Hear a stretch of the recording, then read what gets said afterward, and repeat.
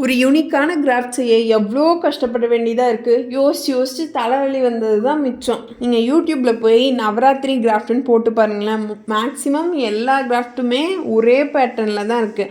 ஆனால் நம்ம கிராஃப்ட் அப்படி இருக்கவே கூடாது. கண்டிப்பாக யூனிக்கான கிராஃப்டாக தான் போகணுன்னு சொல்லி நான் ரொம்பவே யோசிச்சுட்டு இருந்தேன். இந்த கிராஃப்ட் எனக்கு யோசிக்கவே பல மணி நேரம் ஆயிடுச்சு. இப்படி பண்ணலாமா அப்படி பண்ணலாமா அப்படின்னு சொல்லி ரொம்ப நேரம் யோசிச்சுட்டு இருந்தேன். ஸோ ஃபைனலாக ஒரு ஐடியாவுக்கு வந்துட்டேன். ஆக்சுவலாக நீங்கள் பார்த்துட்டு இருக்கிறது என்னோடய ஐடியா கிடையாது. நான் என்ன பிளான் பண்ணனா, இந்த கார்டு இருக்காங்க இல்லையா, அவங்க வந்து கார்டுக்கு பின்னாடி இருக்கணும். நம்ம புல் பண்ணும்போது கரெக்டாக அந்த லைன் மேலே வந்து உட்காந்துடணும் அப்படின்னு தான் நான் யோசித்தேன்.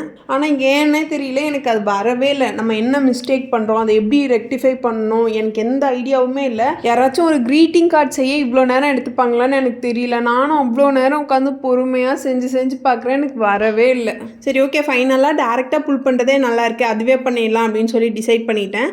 இதுவுமே யூனிக்காக தான் இருக்கும், பட் பேக் சைட்லேருந்து புல் பண்ணால் இன்னும் கொஞ்சம் நல்லா இருந்திருக்கும் அப்படின்னு சொல்லி எனக்கு அது தோணிக்கிட்டே இருந்தது. பட் அது வரவே இல்லை. என்ன பண்ணுறது?